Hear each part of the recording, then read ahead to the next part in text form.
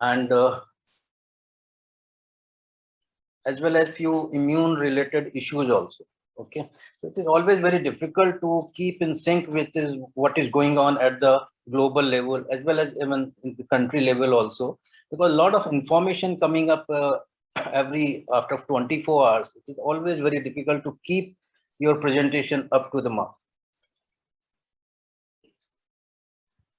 So this is the plan, the way I've decided to go. I'll present you first the SARS-CoV-2 virus, immune responses, biology, Sir, your screen is not visible, sir. available platforms, available vaccines, their efficacy trial as well. Sir, your screen is Screen not is not visible. visible, sir. Delete, sir. Screen is not visible. Yeah. Your screen is not visible. Kindly just minimize your current screen and show up. Just choose your screen which you want to share.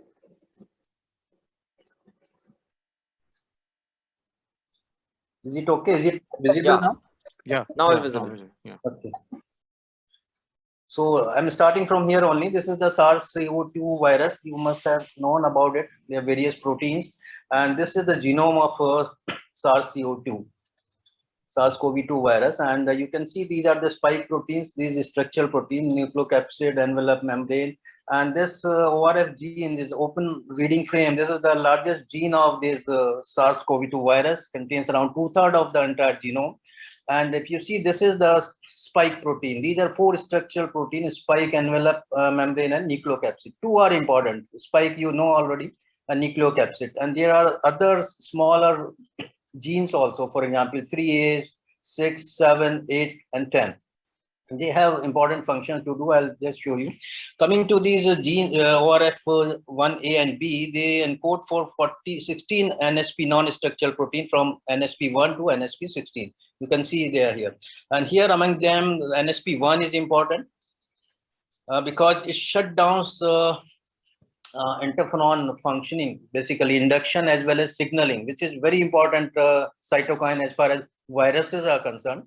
And another important is NSP14. NSP14 provides this SARS-CoV-2 virus the ability to proofread.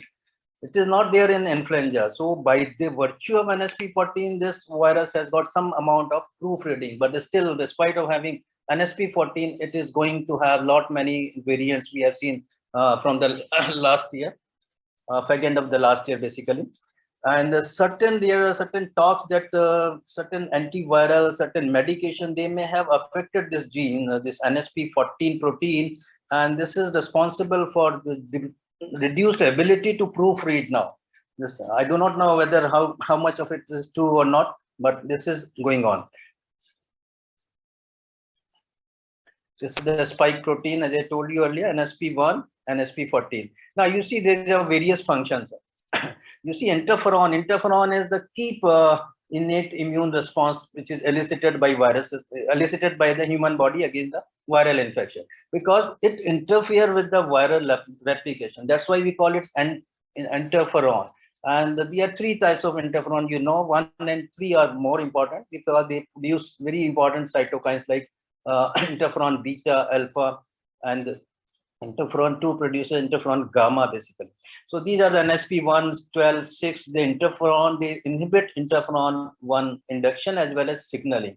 Then NSP13, it interferes both signaling as well as induction. It is a bit complicated, and I think that the whole time will be lost if I go through what is the induction, what is the signaling. But you have heard about JAK-STAT, JAK inhibitors, which is baricitinib. And this is the one important thing which causes the suppression of these signaling, JAK-STAT suppression of these interferon signaling. So these are the small genes, 3A and 3B. They inhibit its production as well as signaling. So what important thing is it that SARS-CoV-2 virus, it suppresses the interferon induction as well as signaling through JAK-STAT pathway and expression of ISG, interferon stimulated genes, which leads to various cytokines and chemokines, and that clear the virus, basically. Now coming to the spike protein, which is one of the most important part as far as the virus and vaccines are concerned. You see it had This structure is a schematic representation basically. It is not like that. I'll show how it looks like on electron microscope, in cryo-electron microscope. And you can see this is the N terminal, this is C terminal, and this is the receptor binding domain, which is shown in green. This is one of the key part of spike protein, because majority of antibodies, neutralizing antibodies, they are directed against receptor binding domain. Then this is the S1 and this is the fusion point, and these are the S2 part, spike protein 2. You see the S1 has RBD and it fuses along with human ACE2 receptor, and S2 fuses its membrane with the host membrane cells. Now, this again fusion peptide is again important marker on this spike. A receptor binding domain is, as I said earlier, it is responsible for generation of neutralizing antibody.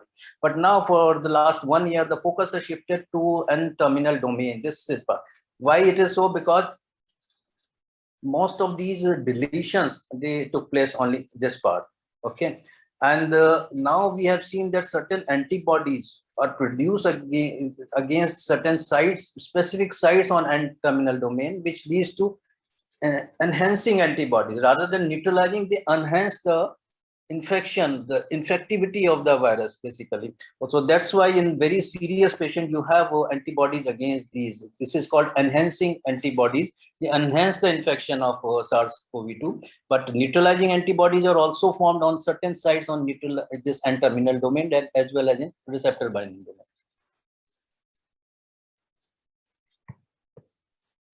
So this is, and this fusion peptide again a very important marker, and it codes for certain epitopes which can be used to develop a universal coronavirus vaccine, not only against SARS-CoV-2 but for other SARS, MERS also. So this is an important marker as far as this protein is concerned.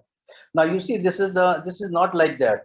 In cryo electron microscope, you may have seen this picture several times. This is how it looks like. The actual spike looks like. This is the green part is corresponds to. This is the side view of the spike protein, and this is the top view of the spike protein. You see the spike protein. This is receptor binding domain. The receptor binding domain can remain either in a closed format or open format. This is here, it is in open format. An open format is necessary because in open form only it can interact with human ACE2 receptor and leads to infection. It has significance for vaccine development also. If you use a spike when the RBD is in a closed form, it is not open up, it is not visible, our immune system will not develop neutralizing antibodies against this part. If it is an open configuration or conformation, this is called pre-fusion conformation. Only then neutralizing good amount of and high affinity antibodies will be generated by our immune system against this open form. Okay, this is very, very important. And certain vaccines, I will come to it later on. Certain vaccines have incorporated this specific design to their candidates so that they can have more immunogenic responses. Now this is the RBDs standing up, open up posture. You see that in each spike there are 3 trimers, basically homotrimers, and this if they are open all 3, then it means it is very infectious. The virus is very infectious, and if you develop a vaccine with open up RBD, you can have a very good, highly immunogenic vaccine. These are the RBD, as I told you earlier. Now coming to another, these enhancing antibodies which form against this N-terminal domain. You can see here, these enhancing antibodies, what they do, they open up. You see, they act here. They open up these receptor binding domains. So they work as a stent, and that's why they increase the infectiousness of this virus. So this is an important thing, and this is one of the mechanism of ADE also. We have heard about ADE, antibody dependent enhancement in SARS and dengue, in other viruses also, but it is a novel type of a mechanism with this virus. And this paper has recently published, probably 4 or 5 days back. So coming to the various approaches to express S protein in vivo, this is what I just told you. These are the spike protein, and this is receptor binding domain. Only if it is in open posture or open conformation, only then it can interact and cause infection.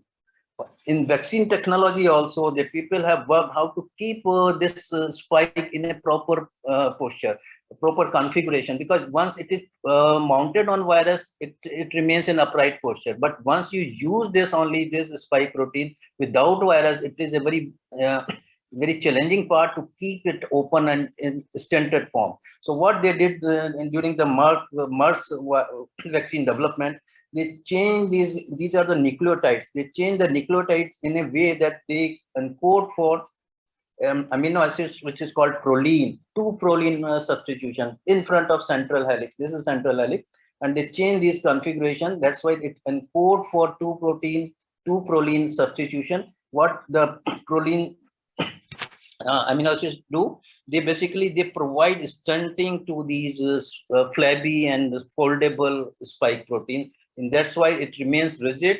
And once you inject spike proteins through your vaccine, it remain in an open form. These are the green one, these are the proline. They provide stenting. This is very important part as far as vaccine development is concerned. Only 5 vaccines have incorporated this 2P substitution technique and proline substitution. And these are mRNA, both mRNA, Pfizer, Moderna, and this is Johnson & Johnson adenovector vaccine, Novavax vaccine, and another which is coming up is CureVax mRNA. Only 5 candidates they have used this technology. You see here, even the Johnson & Johnson has used, but not the AstraZeneca. AstraZeneca is used when the RBD was closed. It was not open up. And that's why we have seen the performance of these. This is the basis of performance of certain COVID vaccines. That it is very essential, and certain people, they are working on it. And unfortunately in India, there are hardly very few cryo-electron microscope, but in US, every other lab is having these sort of machines, and they are working on it, they are experimenting it. And most of these vaccines, they are either from US or from Germany. Coming to the certain innate immune responses and the adaptive immune, as I told you earlier, this is interferon. This is during the normal viral infection. There is interferon generation. But what happens in SARS-CoV-2 infection, that this is delayed. Generation of interferons is delayed, as well as its height of titers is also delayed. And this is responsible. Earlier, you cannot mount a strong antiviral response, basically because of this immunopathology in interferon. Coming to the adaptive, so interferons are the most essential part of innate immunity as far as viral infection is concerned. And this virus, it suppresses this interferon activation earlier on. There are other ways also when it enhances later on. These are the adaptive immune response. You know about antibodies, CD4 cell and CD8 cell. CD8 cells are most important because they causes clearing of infection and causes viral killing. Then once the person is recovered, then he can have either antibodies, persisting antibodies, neutralizing antibodies, then CD4 8 cells and memory B cells. Memory B cells are very important, and they provide long-lasting protection. Say sometimes up to years together. Memory, similarly, memory T cells, CD8 and CD4 T cells, which are SARS-CoV-2 specific. And we have seen in SARS infection that up to 17 years they persist. Then there are different types of other T cells, which provide, for example, Th1 causes pro-inflammatory cytokines that causes clearing of infection. Then these are helping cells, as I told you earlier, CD8 cytotoxic cells. Coming to the kinetics of immune responses, this is a working model basically. Once infection occurs, these are the innate immune response, basically formed by the interferon. Suddenly, interferon level goes up, and after some times, say within a week or so, the T cell as well as antibodies induction are kicked in, and they provide adequate amount of protection against this virus, and the infection is cleared on. But what happened during the moderate type of SARS infection, this is the delay in the interferon level kicked in, and the innate immunity is delayed, and the height is also low, titers are low. And what happens, the viral load virus keep on replicating, and T cell response is slightly delayed. Similarly, the antibodies IgG response is also delayed. But again, because they are kicked in during time, they are able to clear this viral infection.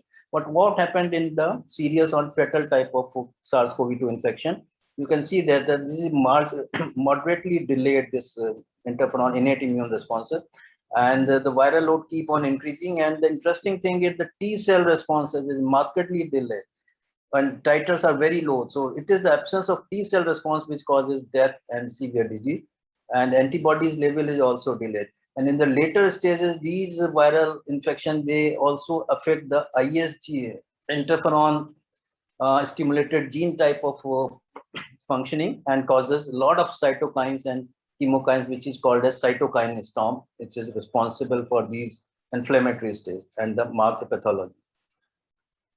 What happens when you have a severe disease, then, for example, hospitalized with COVID, you can have very high level of antibodies, which settle down after some time, slight decay, and they may persist for years together sometimes. And but in mild and asymptomatic, there's no such kick level spike of these antibodies, and it may remain plateau for 6 months or more. Now, this slide is very important, and for those who go for antibodies testing after vaccination, some say that we have not developed at all. Some say we have developed late, and some say we have developed a slightly lower level of antibodies even after 2 doses. This study explains, because it was in 164 patients. They were followed up to 6 months after infection, and they found that the 5 distinct pattern of neutralizing antibodies dynamics were seen. Say in 12% they didn't appear. So each and every individual has got its personality, and they interact and they develop neutralizing antibodies in a different way. And 27% it was rapid waning of these antibodies level within 6 months. In 29% there was slow waning, and another 30% it was persistent. So in around 78%, 80% they are either rapid waning, slow waning, or persistent. But in 2% there are delayed response, and this is responsible for varying type of responses you have seen post vaccines also. So because neutralizing antibodies dynamic is different from individual to individual, you cannot generalize it basically. But what is more important is that these specific T cells, they were detected in all these cases, despite regardless of the waning pattern of these neutralizing antibodies. Now, coming to the clinical trials of these vaccines candidates, you see that they were immunogenicity-wise, certain candidates, for example, spike proteins, Novavax vaccine with adjuvant, they have got very high level of immune responses. And the inactivated vaccines and viral vector, for example, adenovirus 5, CanSino vector, which is Chinese vaccine, it has got lower responses. If you look for the tolerability point of view, there's in viral vector vaccines, they were poorly tolerable. For otherwise, these inactivated vaccines and spike protein based vaccines, they were very well tolerated. And these mRNA vaccine, they lie in between. So you see different types of gradients basically. Certain vaccines, they were having high amount of immune and neutralizing antibodies production, and certain have lower amount.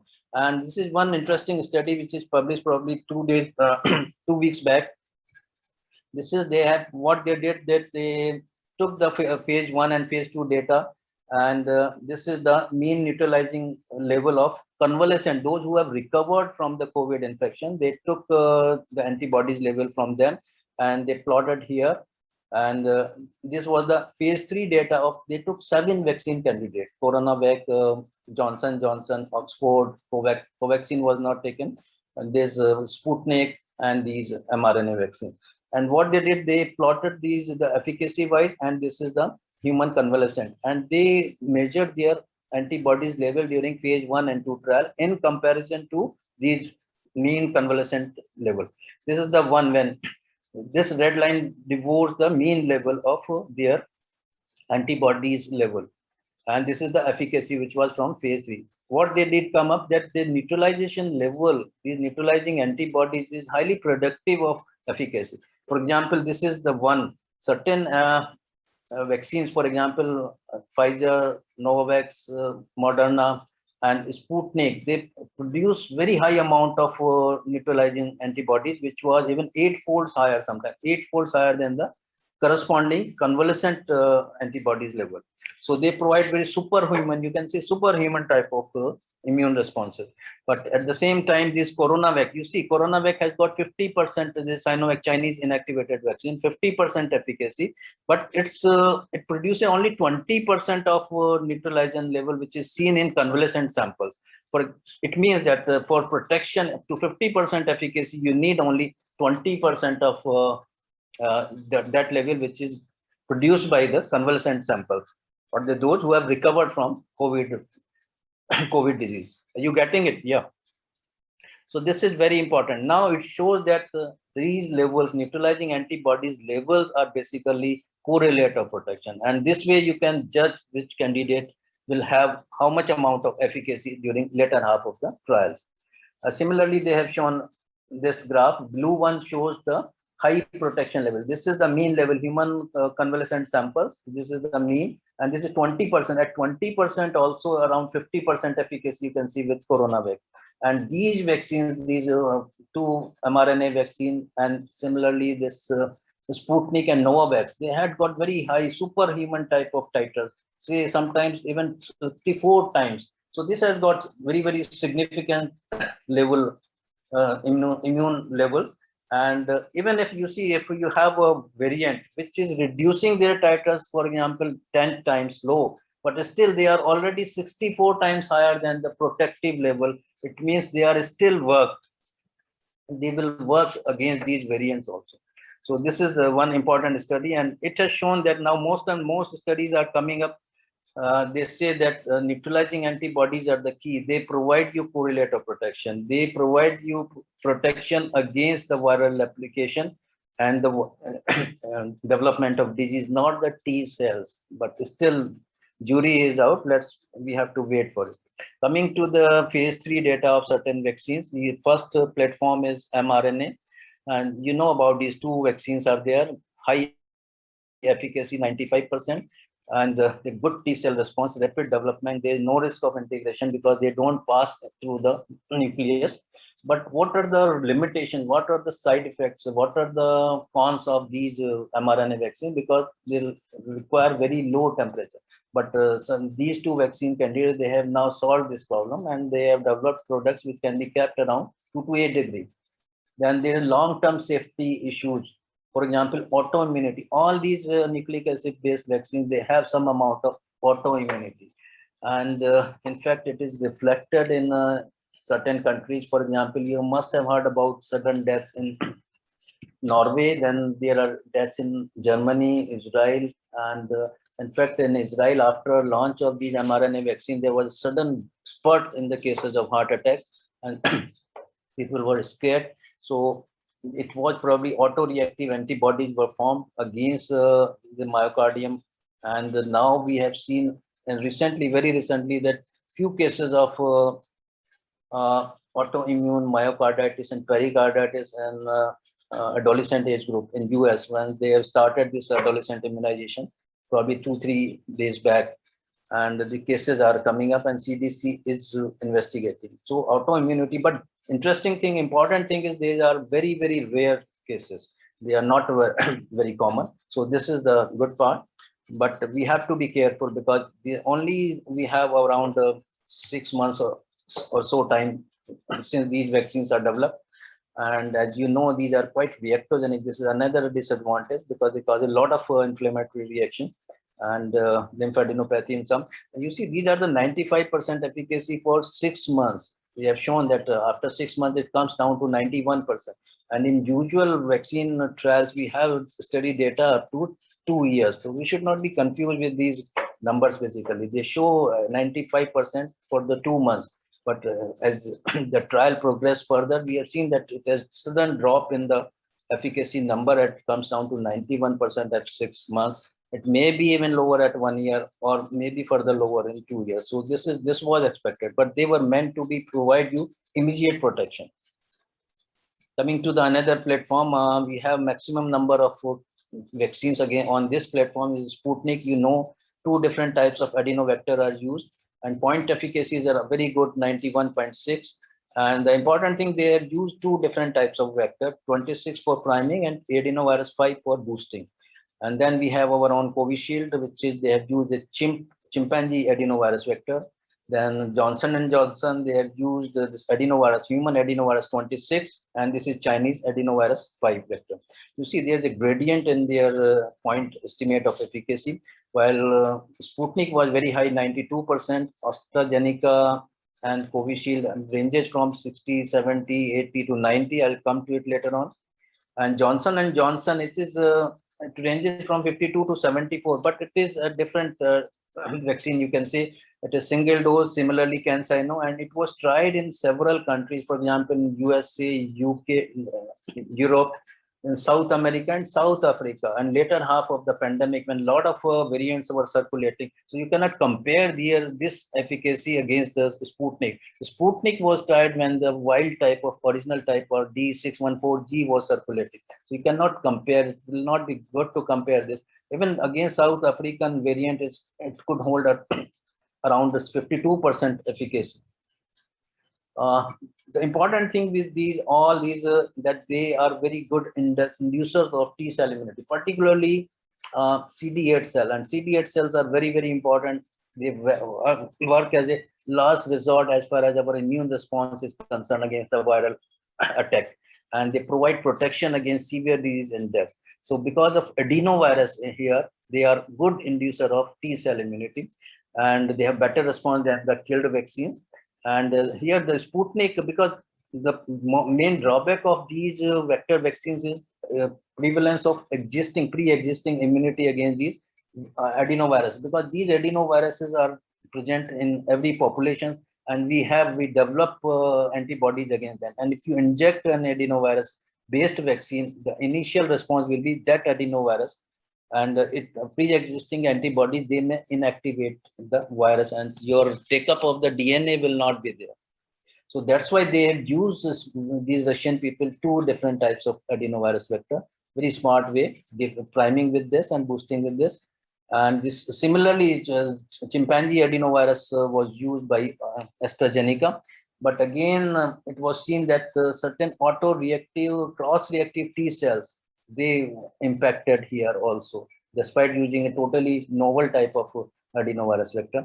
They again used adenovirus 26, and highest amount of antibodies are there against adenovirus 5. So it's got a very excellent immune inducer, but still because of these high amount of antibodies, it has got lower efficacy. Now the problem with these is that they are very, very highly reactogenic. You see, you are giving around 50 billion of these antigens to a person, and they are going to have very strong innate immune responses. It's caused a lot of fever, a lot of pain. You have seen with Covishield here, and we need to look for a longer time to know the long-term side effects. We are still not known, and there one type of side effect which is called vaccine-induced thrombotic thrombocytopenia, which has come up, and it was seen in different population later on, and but an interesting thing is that is again similar to the mRNA vaccine. This side effect is also quite rare. And it is seen from 1 case in 40,000, for example, in France, to 1 case in 1 million in certain other populations, certain other European countries. But this is again because of an indication of autoimmunity. What happens that when we give this huge amount of antigen, there's some amount of spillage of DNA from the adenovirus vector, and free DNA causes, which is negative sense, is causes immune reaction. It forms a complex against the anti-platelet factor 4, and which is positive sense, and they start immune reactions, and cytokines are released, and that can lead to clot formation. So this is another form of autoimmunity. So these nucleic acid-based vaccines, whether it's a DNA, mRNA, or vector vaccines, they are also fraught with the danger of autoimmunity, and we have seen here, we are seeing it rather. And during the earlier trial also, we have seen that certain cases of transverse myelitis and multiple sclerosis is again example of autoimmunity. So we need to be quite careful, but the good part is they are extremely rare. Coming to these inactivated vaccines, these are 3. Covaxin is Indian one, and 2 Chinese vaccine, and the efficacy range from 50 to 80%. 2 doses are given, and you can give more doses. This is the good part. For example, with the vector vaccine, you cannot give too many doses. There may be plateauing effect after giving 1 or 2 doses because of anti-vector antibodies formation. And the pros is that the advantage is they are safe, traditional, easy to develop. They are effective against variants, but we have to see it in field. They can be formulated with adjuvant. As for example, with the Covaxin, they have used a very novel IMDG adjuvant, which is TLR7 and 8 agonist. What happens? These inactivated vaccines, basically, they are poor inducer of cell-mediated immunity. And there may be certain Th2 biased immune responses. That's why there may be a lot of tolerance, and immune responses are not very good. And we have seen that if you compare the first phase 1 or 2 trial, their immune responses are at the lower end of the human convalescent sample. There may be possible risk of antibody dependent enhancement of disease, but fortunately, none of these is seen in any of the, either in clinical trial or in animal trials, NHP trials. Covaxin, as I said earlier, they had used in this novel agonist, and it directed the immune response towards the Th1 type. So we have a production of CD8, CD4, CD8 cell formation also. And the last vaccine, which is the Novavax, it is based on protein subunit. This is not an ordinary protein subunit vaccine. You see, the spike protein is developed. The sequences are developed in the lab. Then they use the baculovirus to deliver to this moth cell, basically. And here, this moth cell expresses these spike proteins at their surface, and they're using lipoprotein nanoparticle where these spike proteins are studied, and they have mixed with the plant saponin, which is called matrix-M, a new novel adjuvant.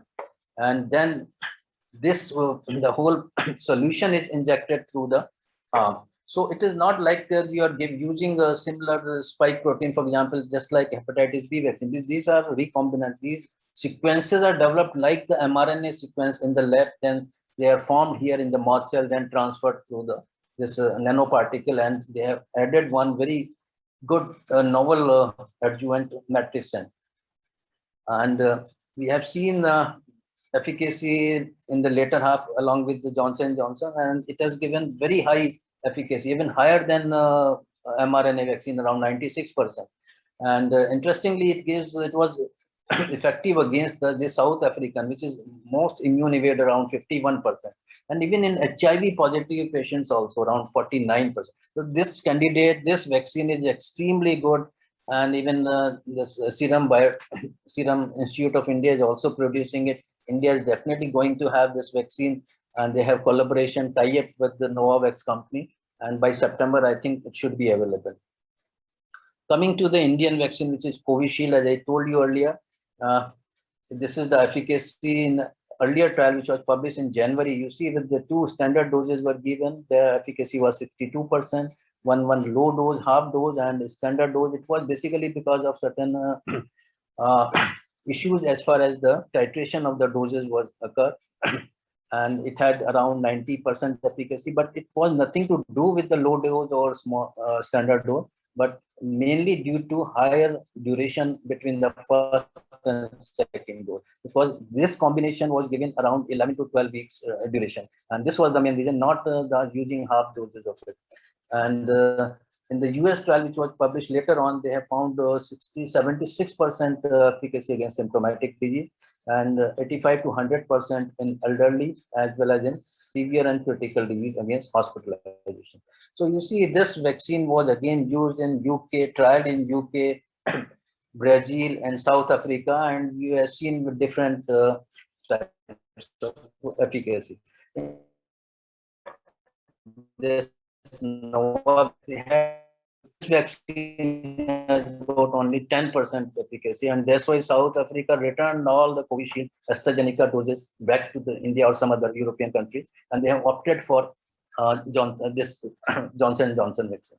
Coming to the later trial, later on in February, they have analyzed the data with more subjects, and they found the higher the gap, the higher the efficacy. And they found that a 3 months gap gives you around 80% efficacy. And there was no difference between 2 standard doses versus low dose plus. As I told you earlier, it was basically an artifact and something to do with the duration between the 2 doses. And if you see the single dose efficacy, it was 76% and up to 90 days. From first dose to 90 days, 22 days up to 90 days, it was 76%. But if you go beyond 3 months, beyond 90 days, the efficacy dropped to only 31.6%, and in some confidence intervals were in the negative also. So it means the government of India has said now that you give 2 doses at 3 to 4 months interval. You have data up to 3 months, but not for 4 months. You've seen here up to 4 months, it is going to in the negative. only 32% efficacy. So you cannot rely on this if you go beyond 3 months. But this was for the older variant. I'll show you the latest data, which is for the new variant, which is circulating right now. Coming to the another Indian vaccine, which is purely indigenous, this is Covaxin, and this is the phase 1 trial, phase 2.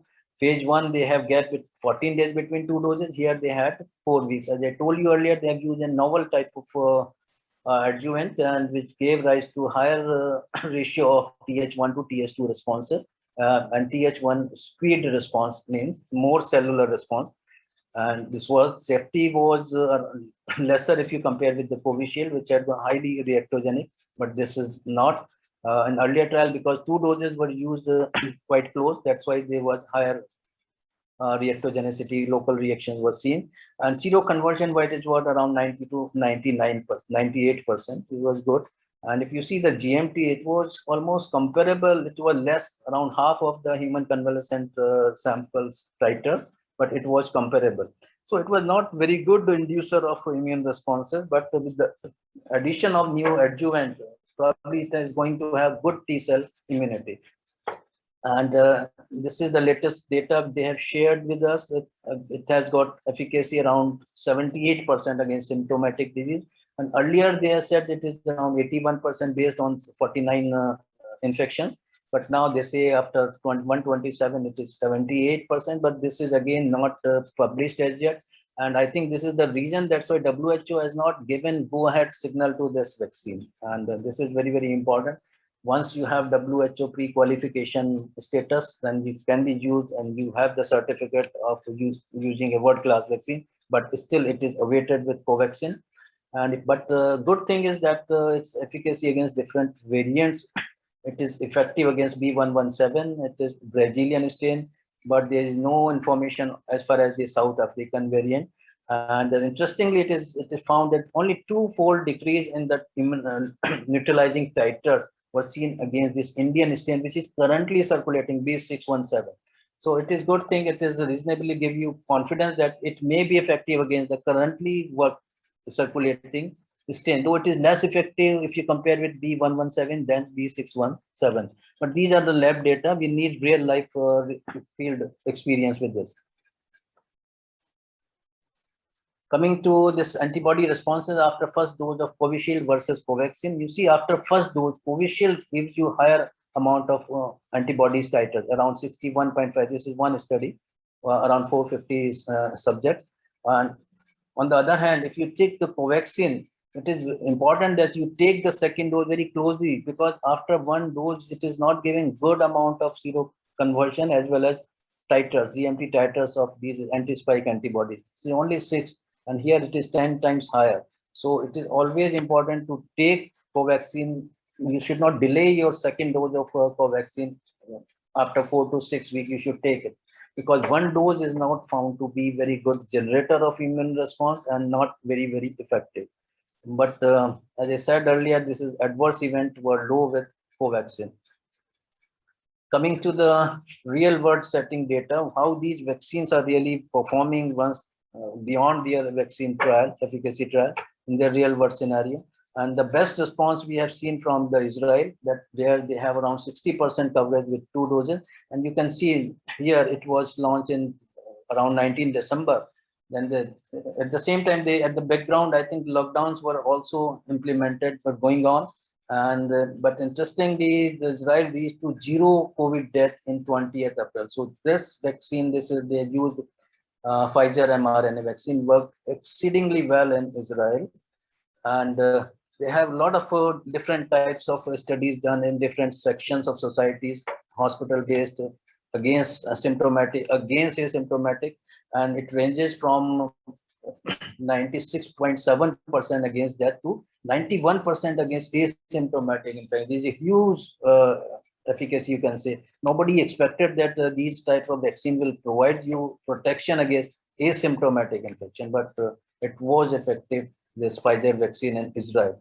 But Israel is a small country, and this is with the 72% of coverage. Similarly, these two, Pfizer and Moderna, they were seen a 94% effective in US. I'm not showing you the detailed data because there are a lot of different age groups it is available. And in Scotland, as a part of UK, again, this first dose efficacy of Pfizer. Initially, they introduced Pfizer and followed it up with AstraZeneca. And they found even the first dose was effective in hospitalization. Even AstraZeneca was 88% effective in these different age groups. And the highest efficacy was seen in elderly, very elderly, beyond 80 years. And these in 80 years, these two vaccines performed equally well, and the combined efficacy was more than 80%.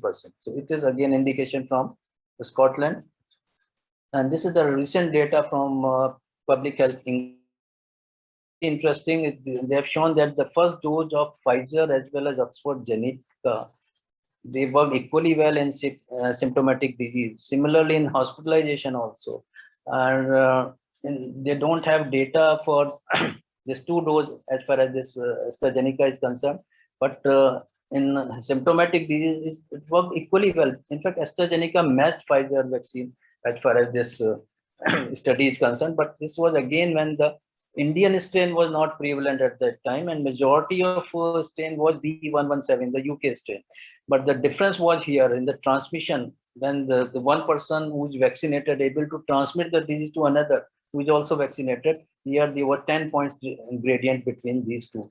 But the interesting thing that AstraZeneca did extraordinarily well in UK. Now coming to the transmission part, whether they could prevent transmission also, and it has seen that these vaccines basically they are related to most of the data is from mRNA vaccines, and they have found that from 75% in Israel, they had around 100% efficacious against asymptomatic transmission of disease. So very good, very high efficacy with this vaccine. But we have seen that AstraZeneca probably it may not be as effective against asymptomatic transmission, and efficacy in the trial was around 50%. So these were the countries where we have very good efficacy and effectiveness of these vaccines. But there are certain countries where these COVID vaccines fail to provide an impact. And for example, Chile is one country where despite vaccinating 40% of population, it was third highest after UK and Israel. There was huge outbreak and during this April and May part. And it was mainly because of the type of vaccine they were using. They were using Chinese coronavac vaccines, Sinovac inactivated majority. And it was found that only 3% effective after first dose. This coronavac was only 3% efficacy.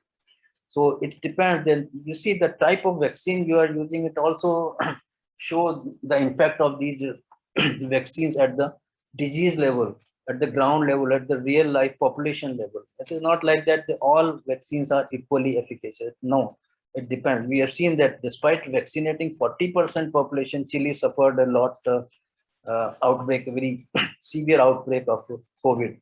Similarly, in Seychelles, very small country, and they have 70% of their population has received one dose, and 62% received two doses.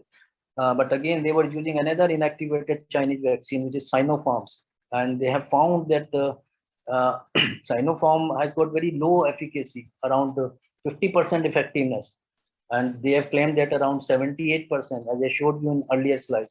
So again, here in Seychelles, they failed to control the disease. So it varies with the different types of vaccines you are using. But coming to the Singapore, a country which is very strict in their public health rules, basically, and they are using the top quality vaccines, Pfizer and Moderna, and they have vaccinated around 1/4 of their population. And despite of that, they had this outbreak, and they are going into the lockdown now. And it was mainly because of this. You can see green. This is the Indian variant. It was mainly because of this. That's why they are suffering. So it means that different vaccines have different types of response at population level. It depends type of vaccine you are using, along with what type of non-pharmaceutical mitigation measures, mainly the lockdowns and others, social distancing, masking you are using. And third is the type of variant, type of virus which is circulating. You have shown that despite using the best of the vaccine, adequate coverage, they suffered an outbreak. Now, something a few slides on mix and match type of trials. It is going on in various parts, and one recent study is from Spanish, where they have used the first dose of AstraZeneca. It is followed by Pfizer vaccine, and they have found that neutralizing antibodies rise around 7-fold after Pfizer dose. And interestingly, there was no higher amount of side effects also. So this is hypothetically, it was possible that if you prime with the one vaccine and boost with another vaccine, it is going to give you a good amount of immune response in the bargain, and which is visible here also. And it was basically needed because certain European countries, they have stopped using AstraZeneca in younger population. And that's why those who have received one dose, they have followed it up with Pfizer vaccine. This was necessity there. And they have shown that by using this, they will in bargain getting very good amount of neutralizing antibody. They are sometimes 3.5 folds higher. If you give one dose AstraZeneca followed by Pfizer and one dose AstraZeneca followed by another AstraZeneca, it is 3.45 folds higher, or total 7 folds higher with the Pfizer dose, if you use this heterologous prime booster strategy. And in UK also it is going on, but they have not shared their efficacy data. Only the side effects were slightly higher. They have shared the safety data. But the problem with the mRNA vaccine is you cannot use too many doses because of higher reactogenicity. You can use 3 doses. It will lead to a lot of inflammatory response. And for vector vaccine, it will be again difficult, because after 2 doses, you will get a plateau in the neutralizing antibodies. Now, coming to another issue, which is those who are already infected, do we need to go with a different policy, different strategy? Because right now in India, there is shortage of vaccines, basically. It may be a good policy for the ICMR to take, because now around 15 studies are available where they have shown that those who are already infected, their one dose of mRNA vaccine, they provided a significant amount of neutralizing antibodies. They were higher or equal to the 2 doses giving to the non-infected person. And there was slight increase in the adverse event, but they were only marginal. And if you see even if you give these already infected 2 doses, second dose is not going to provide you additional benefit. It means that those who are infected, 1 dose is sufficient. But these are with the mRNA vaccine. Similarly, a very recent study published 2-3 days back, they've shown that this strategy, those who are already infected and single dose, they not only provides protection against the circulating strain wild type, but again all the other major variants also. This is the post-vaccination. And it does not differ whether the person had mild disease, moderate disease, severe or critical. The same, the single dose provided huge amount of efficacy against all the types of variants, and it persisted up to 15 months. Coming to another study, all these studies, 15 studies, they were with the mRNA vaccine. What happened to our vaccine which we are using? Do we have any study? Yes, recently we have come up. This is done from the SN Medical College, Agra, UP study. They have found, and this is very interesting, they have shown the similar thing.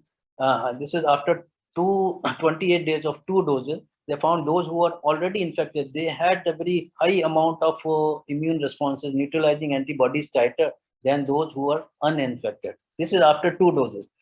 This is a UP study with Covishield. I think probably the first study on Covishield. And interestingly, they found that after 2 doses, they are from the baseline to after 2 doses, huge jump in the antibodies level, those who are pre-infected. But the most important finding of their study was that those who were previously infected, okay, they had lower chance of reinfection than those who were not infected, despite receiving 2 doses. You're getting, it means the reinfection chances, in fact, here, they were not infected, previously infected, they were previously infected. They had 2.5% reinfection rate, and here they had 22% reinfection or breakthrough, very high, huge amount of breakthrough with Covishield after 2 doses. So this is the key finding of this study. So it means now we have data from Covishield also. So you can, those who have suffered from infection in the past, they can take only 1 dose. And they have shown that in here also, if you take more than 1 dose, the titers may remain stationary. So single dose is sufficient, and those who are pre-infected, and the pre-infection is also preventing against you reinfection. And on the other hand, those who are taken 2 doses, around 22% of them, they had breakthrough disease.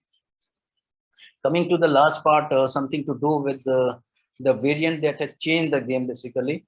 And you see, this is, I'll show you that some basic structure of this spike protein. This is N-terminal. This is receptor binding domain, this thing, that one. And this is receptor binding motif. You see, the spike is numbered from, these are the amino acid residue or the slots of amino acid from 1 to 1273. These are the slots, different types, and these different numbers denotes different situation on the spike protein. For example, receptor binding domain, it ranges from 319 to 541 here. So any amount of mutation which is occurring during this area, it will going to enhance the infectivity of the virus. And this is another, this is the S1 part, spike 1. This causes fusion with the ACE2, interaction with the ACE2 receptor, lead to infection, viral entry. And this is S2, which membrane fuses with the host membrane. This is S2. And this is the S1, S2 cleavage site. So any infection occurring in the receptor binding domain ranging from 331 to 541, you have heard about N501, I'll show you here. And on this part, it will enhance the infectiousness of the virus. And for example, this is the E484Q. This is again in the receptor binding motif. These are the 438, and this is this one. And similarly, this M501, which is in UK variant, it is in the receptor binding motif. And that's why they change the shape of this spike protein also. And that's why they can gain easy entry to the virus. This is the basically deletion chain there, yeah? But these are the substitution. And similarly 417, which is there in 617 also. These are very important type of substitution. L45R2, which is one there in the 617, the current strain. And similarly, it is at the S1, S2 cleavage site, P681. This is 685. It is somewhere here. It causes increased infectiousness because it is at the cleavage point. Now, another important mutations are they are called deletions basically. They are confined to N-terminal domain, 6970 and 157A. This is seen in UK B117, and this is seen in B16172, which is the currently circulating strain, which is there in the 49 countries, and right now in India also. So these deletions, these are basically, they are permanent. This one has changed the shape of the spike protein also. And these deletions, they are very important. They may remain permanent, and these substitution can be taken care of by these NSP14, as I told you earlier. They can be corrected, but they may persist for a longer time. So this is the basic regarding various what we have seen. This is the B617 one. As I showed you, these are the important spike proteins mutation. This is 7 here in 0.1. This is 0.2, which is most significant and most prevalent. This is 8 spike proteins, and these are, you can see, deletion. And these are the spike protein receptor binding domain here. These are receptor binding domain 484, 452, and 681R. This is in the cleavage point between S1 and S2 here. And similarly, this is earlier called 618. Here they have these type of mutation. So this is the most predominant now, this 6172. The pink one, this is 6172. It is now reported more than 50 countries, and it is fast moving, and it is changing the scenario entirely as far as the COVID is concerned.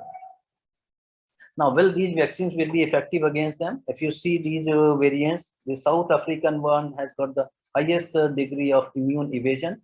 And you can see here 617, it is again having, and it should move now. This is an older slide, and this is the current variant. So you can see that this different type of variants are having different properties, but most of them they had because mutation in the receptor binding domain, they are highly infectious and they want to circulate, and this is in their nature basically. They want more circulation, higher infectivity, not the higher virulence, not the death of the their subject, but of the host, but higher transmission. This favors them, and that's why they are there. Coming to these CDC data on Pfizer, you can see against South African strain, It was seen in Qatar. It is real life data. We have seen in lab study there are 9 or 11 times folds lower neutralization, but here in real time Qatar they are around 75% and 90%. But interestingly, against the severe disease, they are 100%. Similarly with Johnson Johnson, as I told you earlier. Now, this is very recent data, and which is something to do with us also, because this is from England data, from Public Health England, and this is against 61712, which is circulating. They have found that the Pfizer vaccine against this strain, which is this data is from April 5 to May 16, it is only 33% efficacious, Pfizer, one dose.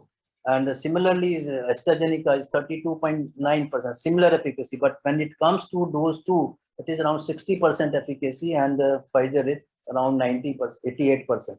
So you see, if we are used, this circulation is going on. And we know earlier, as I told you, the efficacy trial data, that first dose is effective around 76% up to 3 months. But it is not the case right now. We may not be having good efficacy with single dose, and this data shows that around it is 33%, and after 2 doses it comes to double up. So it means for current scenario, the current, because this strain is circulating here also, you need 2 doses at shorter intervals. Basically, the government of India should revise their recommendation further, because 1 dose may be insufficient for the current scenario. And this Agra study, they have shown even with 2 doses, the breakthrough is 22%. But the important thing is that for the we should not be worried, because it is the T cells.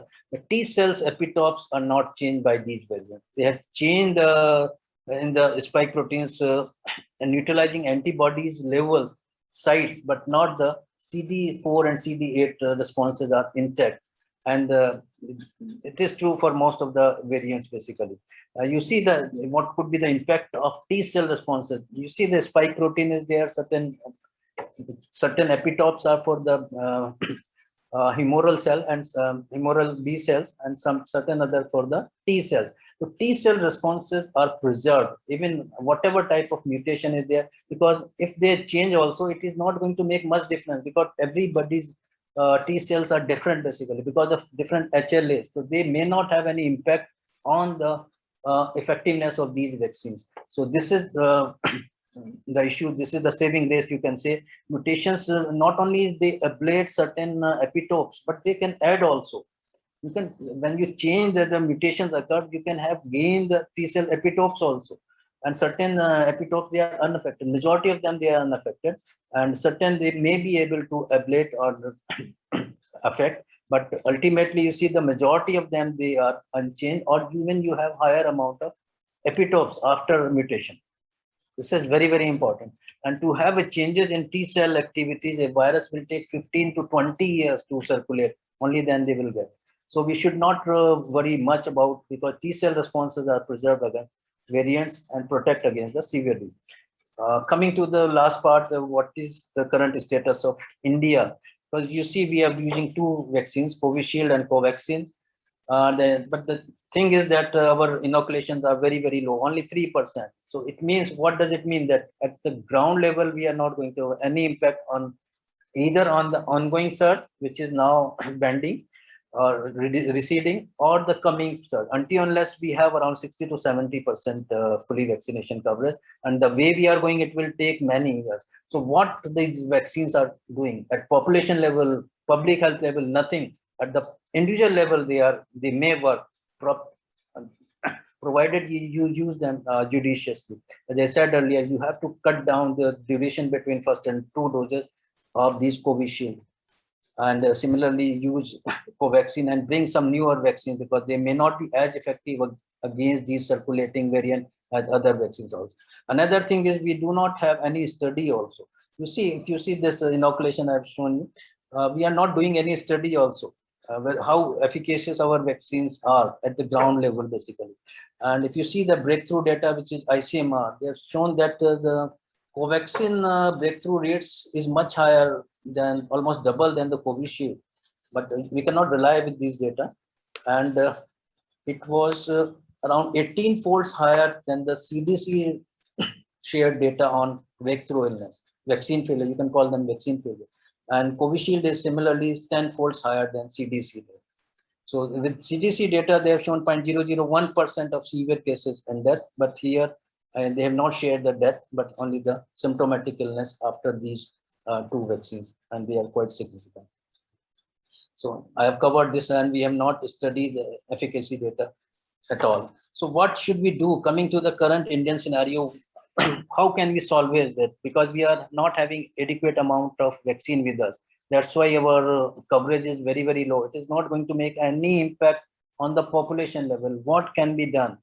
This is, I'm not going into detail. This is your innate immune system. You see, this is innate immune system which works immediately, say within hours. And this is adaptive immune system. So they work in cohesion between two. What we can do is that we can bring in the new older vaccine, live attenuated old vaccine like BCG, MW vaccine, the leprosy vaccine, MMR vaccine, or even OPV also. And this is very recent paper, probably 1 week back in proceedings of National Academy of Science from America. And this is Chumakov, which is the very renowned virologist. He has said that in the meantime, you are not having adequate vaccines, or when the deployment is slow, then you can use these vaccines, these older type of inactive, these live attenuated vaccines like BCG and this thing, MW leprosy vaccine. And the government of India, ICMR, they have done trials with these vaccines, and I'm not sure what type of data they have had. They have not shared it as yet, and they can help till these vaccines become available, these specific vaccines, and they can complement, in fact, the specific vaccine by covering the protection gap.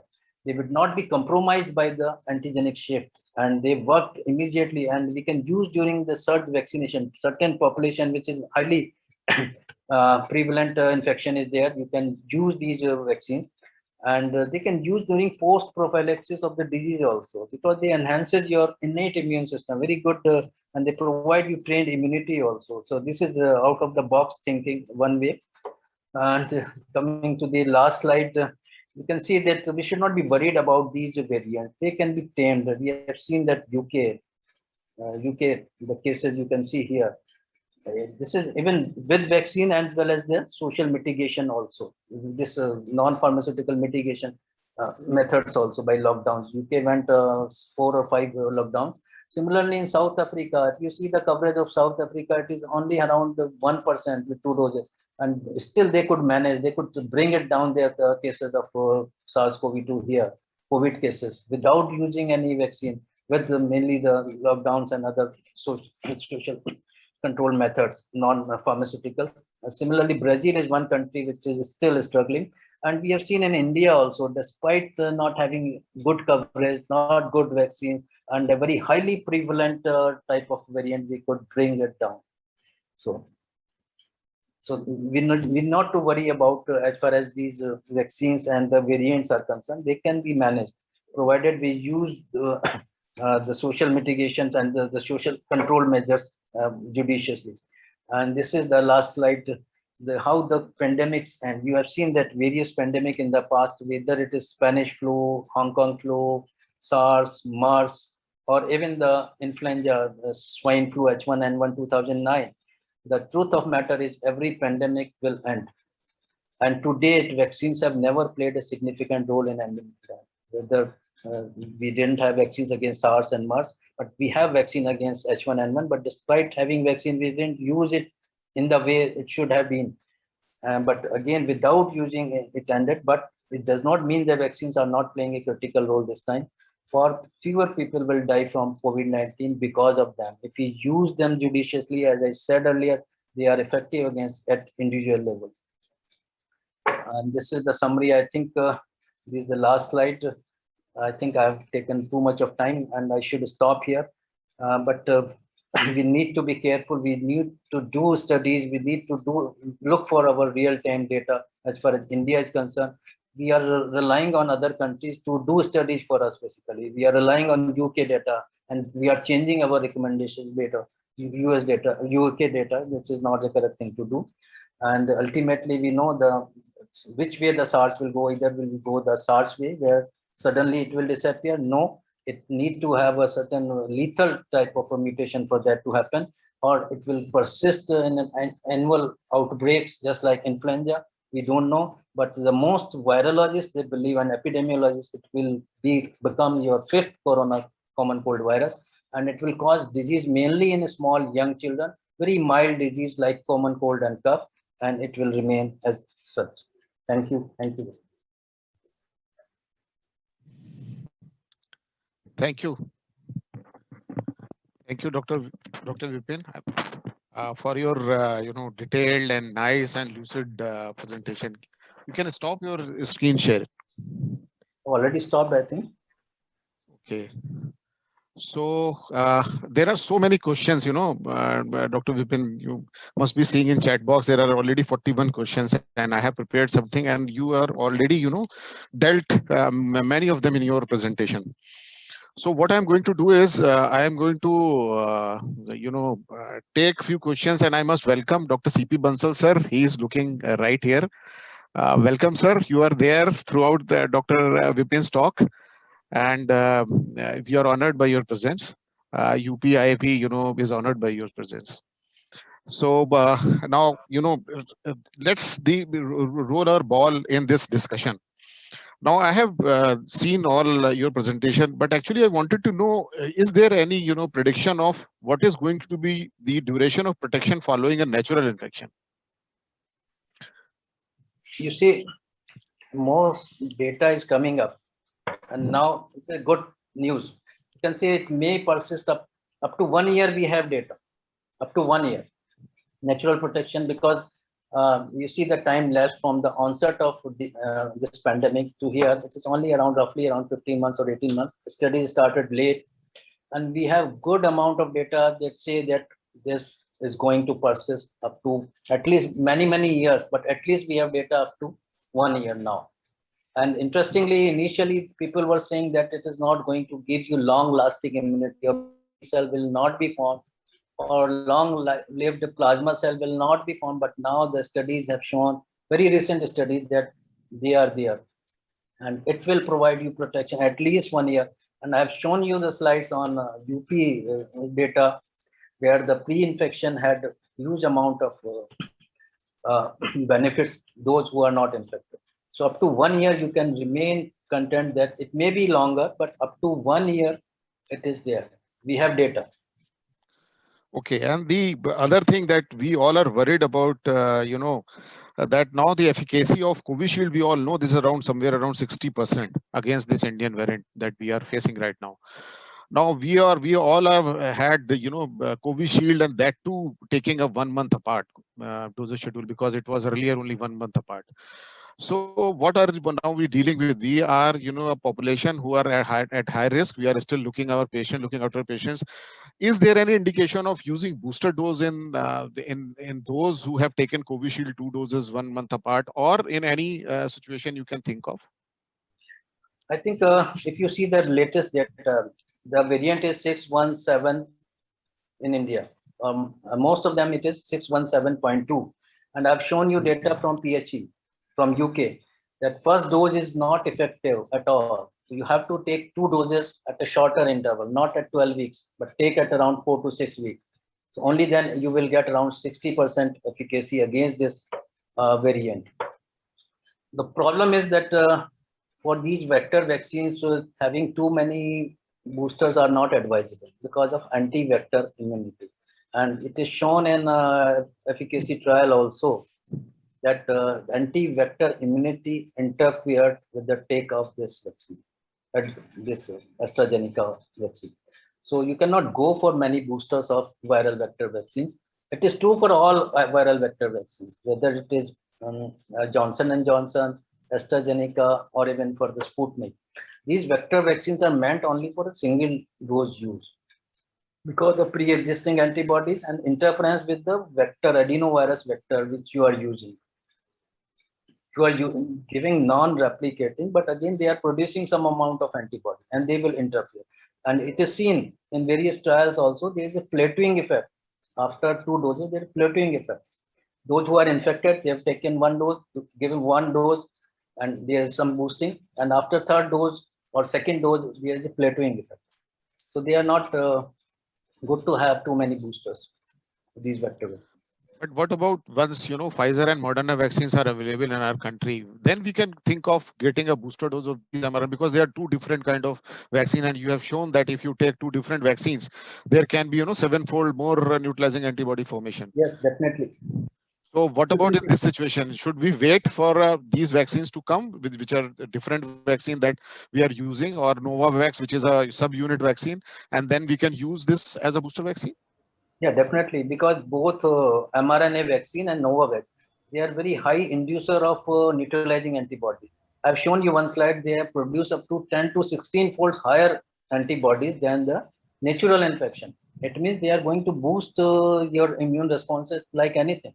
But the important thing with still with the Covishield or viral vector, they provide you excellent CD8 cell, excellent immune response as far as T cells are concerned.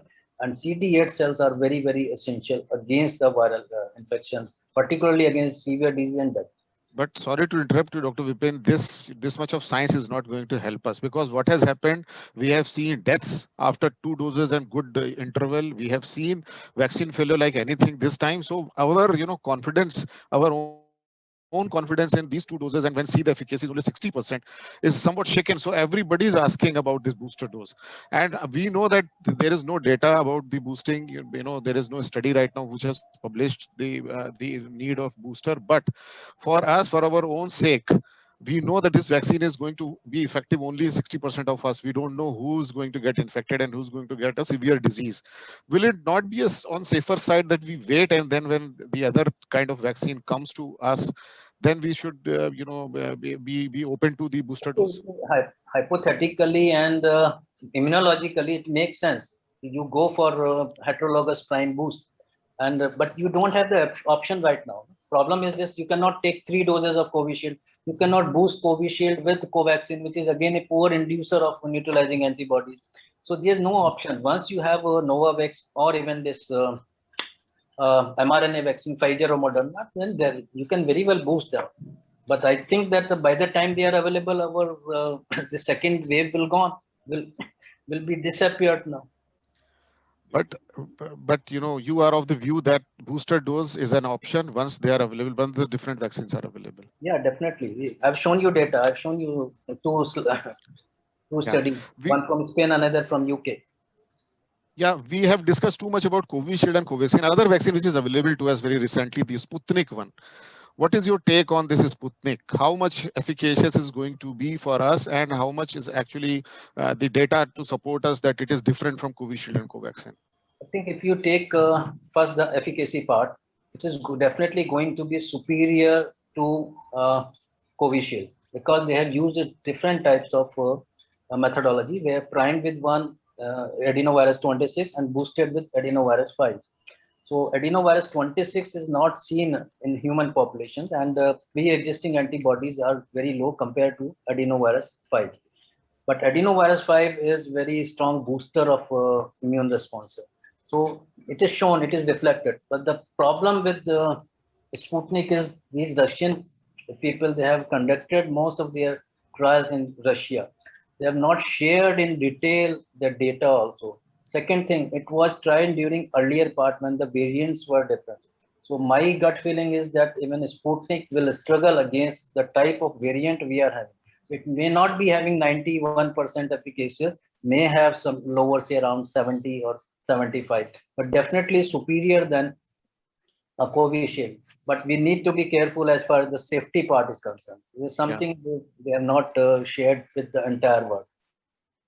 And this is the reason, basically, I think Brazil, they have rejected Sputnik.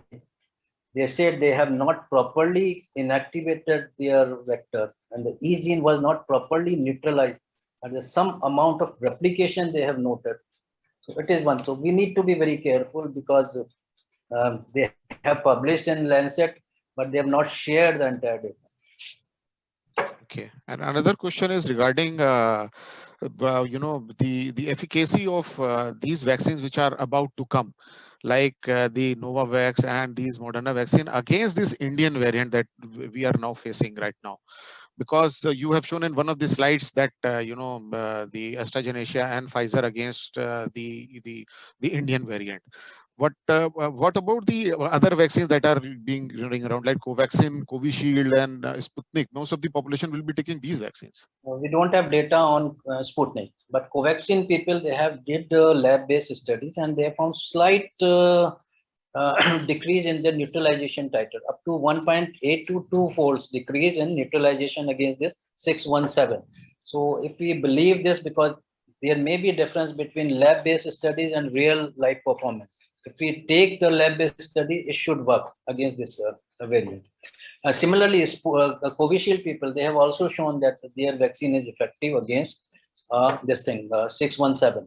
But you know about AstraZeneca, it was ineffective against the South African variant, which contains E484K. But here it contains, I think, E484Q. It is not as immune evader as E484K, which is there in South Africa. So these are certain general questions. What the government of India's guidelines, what do say about the vaccination after recovery from any serious illness? When should we go for this COVID vaccination? I think we have data around up to 8 months immunologically, 12 months other lab-based studies that once you had infection, you are protected up to it. In certain countries, they have used 90 days period for giving second COVID vaccination to a person who has already recovered. So I think it is a fairly good idea to delay up to 3 months because we are running short of vaccines. Scarcity is there, and I think support this government of India latest guideline that you can wait for up to 3 months. So this is true for severe infection, moderate infection, and even milder infection also. Same for Yes, all three. Same for all infections. Okay. And what about those who have taken first dose and in between the second dose they were waiting, they got this infection. Now they have not received the second dose. How much should they wait for getting this second dose? Same principle. I think those who have already received one dose and they have around 4 to 6 week gap, I think they are very well protected by this natural. They have got the second dose itself, which is several times higher if you think of in terms of type of responses you are going to have. So to me, I think they don't need any further vaccine. But even you should follow the government of India guideline. They say after 3 months, you have received one dose, you had COVID, wait for another 3 months. Now, many doctors are asking this question. Should we go for neutralizing antibody titers before we decide for going in such a situation where they have got infection or a situation where they've got first dose followed by infection? Do they get this second dose after getting their neutralizing antibody tests are done? You see, till quite recently, people say, and people are still saying, for example, FDA, CDC, WHO, that they are redundant basically. Once you are vaccinated, you should not go for antibodies titer because they are not going to let you know of two things. One, the neutralizing antibodies levels and the T cells level. They both provide protection. But I have shown you one slide, which is the various different dynamics of neutralizing antibodies. This is the first. Every individual may behave differently. Some of them may not seroconvert. And the recent studies in animal, in the mice, as well as macaque, they have shown you that it is the neutralizing antibodies, they provide you protection, not the T cells. Okay, this is the latest development. If you think in that perspective, I think it is a reasonably good idea to go for antibodies testing. They may not let you know about the neutralizing titer, but if you have a seroconversion and good amount of, say, anti-spike antibodies in titer, say around beyond 100 to 300, then it means you are protected. You are going to have a neutralizing antibody. This is a surrogate marker for this, your neutralizing antibody. But suppose a person does not have any amount of neutralizing antibodies after taking 2 doses of Covaxin or 2 doses of Covishield, then you can think of going for another type of vaccine if it is available. Okay, so nice, because so many of us are actually worried and they are falling into this category. Now, if somebody has a history of anaphylaxis in the past, not because of vaccination, can he go for this vaccination? Yes, I think absolute contraindication is the hypersensitivity reaction, anaphylaxis with the previous vaccine dose, or if you know the ingredients, then one should avoid. Otherwise, in all other drug allergy, food allergy, and whatever other allergies are there, you can very well go for these vaccines. So what about, if I had this is a hypothetical question nobody has asked. I had an anaphylactic reaction with one type of vaccine and my immunization schedule is not complete. What should I do? Should I go for the different kind of vaccine or no vaccine at all? If you are able to know which ingredient of that particular vaccine has caused you reaction or anaphylaxis, only then you can go for. Otherwise, I think you see the Covishield contains 9 different ingredients. 9 different ingredients are there. And the important one is polysorbent. And if you take the mRNA vaccine, Pfizer, Moderna, their important one is polyethylene glycol. But still there are 8 other in Covishield ingredients where you don't have any information. Any one of them may give you anaphylaxis reaction. So it's always better To avoid. look for other way of protecting. Which of all these 3 Indian vaccines to us are safer in younger population? I am very, very much concerned about young females in reproductive age group, and especially those who might get pregnancy after taking first dose. Which of these 3 you will recommend in if there is a choice in younger reproductive age group females? Which one is the third? Covaxin, The, Covishield? and this Sputnik. I think adenoviral vector vaccines, they are problematic.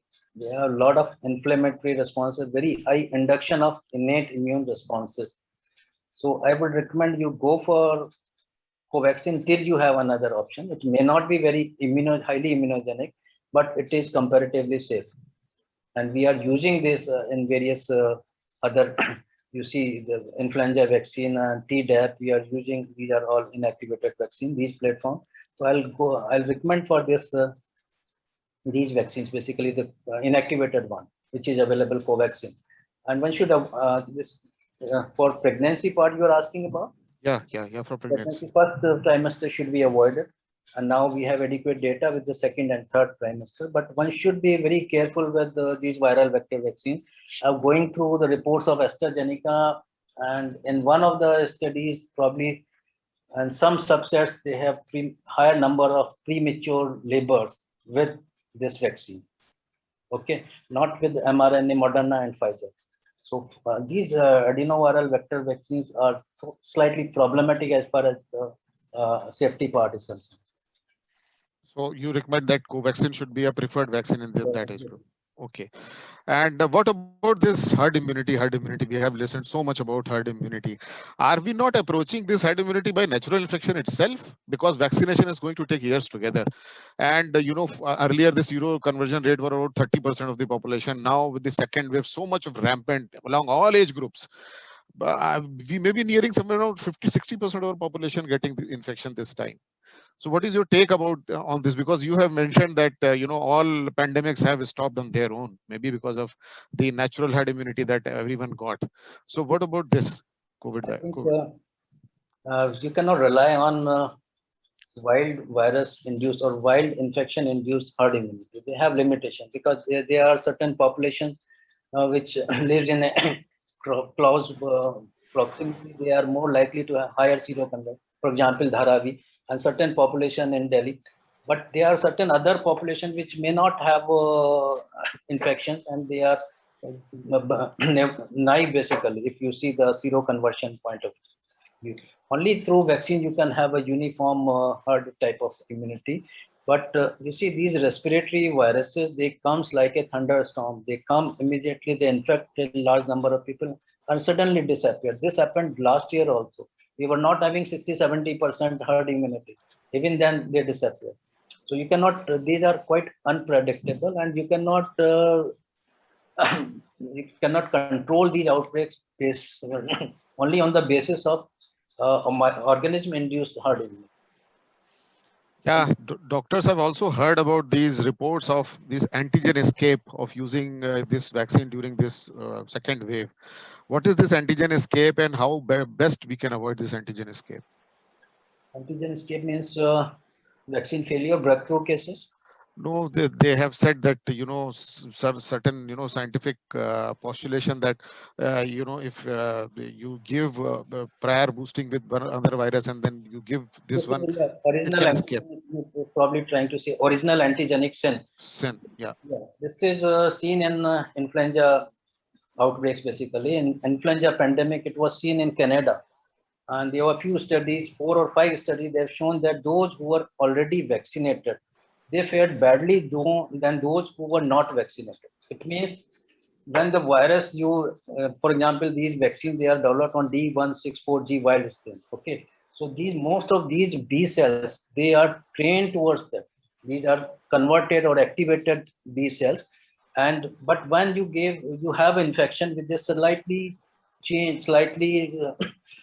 different type of virus, certain variant, these naive cells are outnumbered by these committed cells. So a person who has already formed activated B cell against a slightly drifted virus, changed virus against which the vaccines were formed, they may not have that much amount of impact on that new virus, which is slightly different, drifted one. So the immune response of a naive person will be slightly better than those who are vaccinated, and their immune system is trained towards one type of epitopes on that particular previous type of variant. So this is the one theoretical assumption. Yeah, many people believe it. Some may not think that it works, but I do believe that it is more important than the antibodies dependent enhancement. It Yeah. may be more applicable because we have seen sudden spurt in the cases once the vaccination is started. Maybe because our variant was different and our vaccines was formed against a different type of virus. And Different variant. this could also explain many breakthrough cases in, Yeah, vaccinated, fully yeah, vaccinated persons. yeah. Okay, and there are many questions about which of the, they want take home message from you. Which of all three these Indian vaccines are, number 1, 2, 3, effectiveness, safety, you recommend to be taken by us? I think it's a very difficult because we have not had trials. I've shown you one data from phase after one those phase lab studies, and they have shown if you look for efficacy wise, immunogenicity wise, definitely Covishield is superior to Covaxin.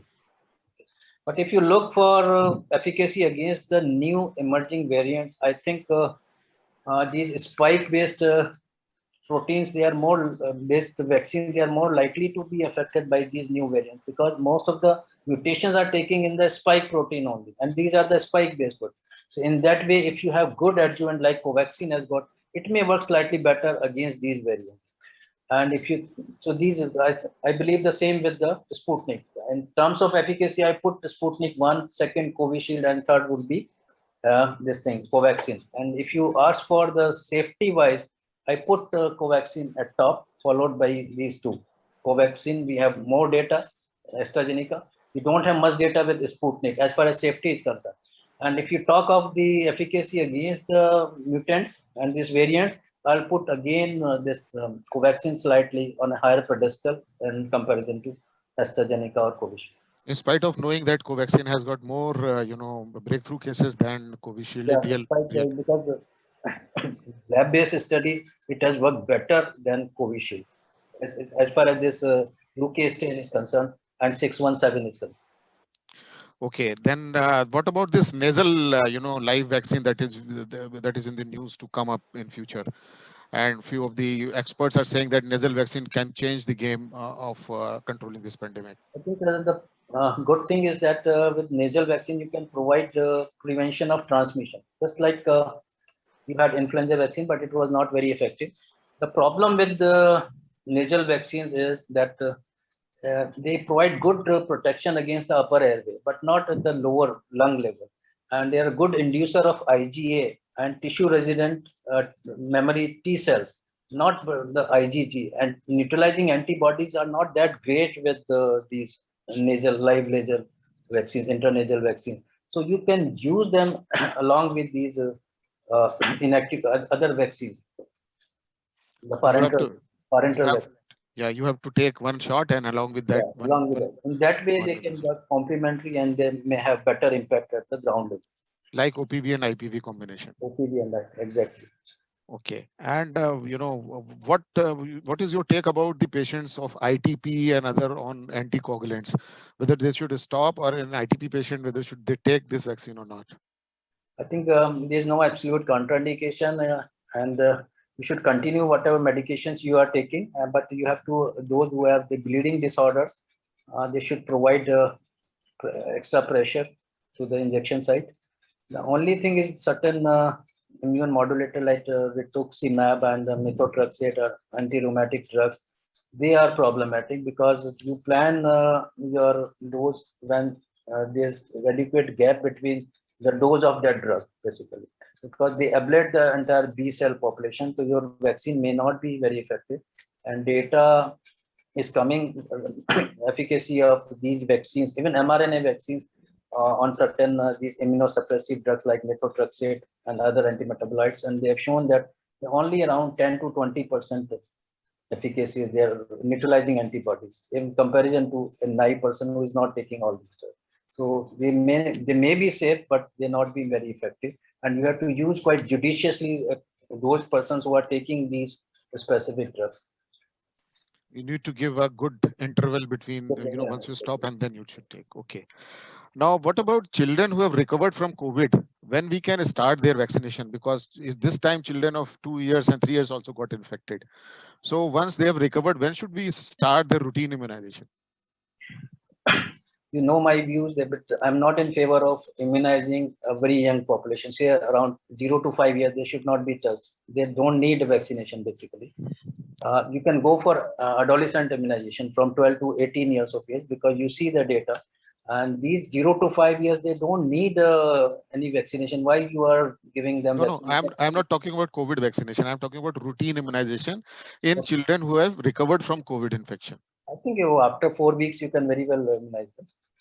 So your take, my next question was this only, that there, on this third wave that everybody is talking about, what is your take about third wave, number one? Number two, what is your take about this pediatric vaccination in especially, younger population, whether it is going to have some effect on transmission of the disease if you leave these patients as such, don't vaccinate them? And what is your take about the adolescent vaccination during 12 years to 18 years of age? Coming to the third wave, I think this is all purely guesswork and hypothetical. Nobody knows, because I've seen no zero surveys are going on, basically. And to say that pediatric population will be affected, that is going too far. And I think Delhi is one state where they have conducted a zero survey between 5 to 18 years. And last year in August 2020, and they have shown that around 38% of population, this 5 to 18 years, they have seroconversion antibodies. And if you take the entire population, it was around 29%. It was in August 2020. So to say that the pediatric population will be affected, third wave will come. There's no denying to the fact whether it comes in December or next year, but it is not going to be that severe, that humongous what we had is the second wave. And coming to the vaccination, as said you earlier, in younger age group, I am not in favor of 0 to 5 years. They should not be touched. They should not be given COVID vaccine. There are various issues. The most important is that they are not going to be affected much. The disease, if it is there, it's going to be very mild. And the future of COVID is, it will remain as a common cold-like condition in these younger age group. So I think if you give them vaccines, COVID vaccines, you are playing with their natural immunity. It's better to have natural COVID infection during 0 to 5 years rather than take vaccines and take more breakthrough cases, more ATE cases. And there may be more vaccine interference also, because it will take several years to conduct these interference studies with other childhood vaccination. Coming to the another, so 0 to 5 years, I'm not in favor of COVID vaccination. And 12 to 18 years, definitely yes, because they have more COVID disease, more MISC is seen during this age group, and they behave less like an adult. If you have resources with you, because right now you are not able to provide vaccine those who need it, basically, say around elderly people above 60 years, only 3% of total population are vaccinated so far. So first priority should be to cover the most susceptible population rather than looking for the pediatric population. If you cover the elderly, then they don't need basically these pediatric population. They are protected. They won't need a vaccination. But even if you want to give, then adolescent, yes, but not these younger people. Ultimately, the virus will be circulating amongst them only. It will have very mild illness. And once a young child is infected during childhood, the immunity will last for several years. So there won't be any need of any vaccination. Okay, point well explained. Can a fully vaccinated person become carrier of the virus and continue to spread the virus to others? Yes, it is seen. It is seen because they are not providing, except for a few Pfizer or Moderna mRNA vaccine, and they are not in a very good amount. They are not providing this IgA here at nasal level. So that's why they are leaky vaccines basically, just like this pertussis, acellular pertussis vaccine. They can allow transmission to occur. They are not providing you this sterilizing immunity. For that, you need nasal vaccines, intranasal vaccines. Good amount of IgA here. Though some amount of IgA is noticed in some trials with Pfizer vaccine as well as in Moderna in US.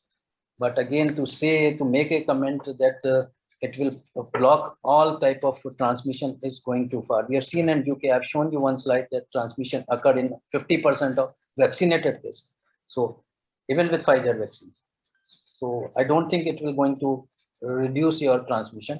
And in that way, it is going to increase your herd immunity thresholds.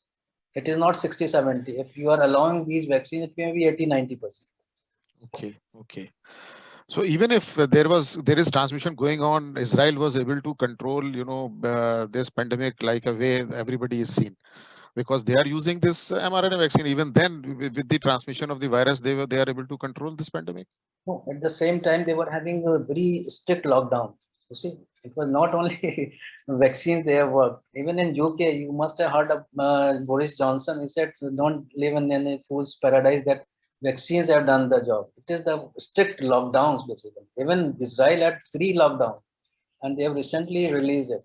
So then why CDC has come out with this suggestion of taking out your mask who are vaccinated? I think they will have to repent in future. I think there is still, jury is out, and experts are divided as far as their opinions on this masking, taking away their mask. It is, I think, to give impetus for non-vaccinated to go for vaccination rather than, I think they are not confident also. And it is not a wise thing.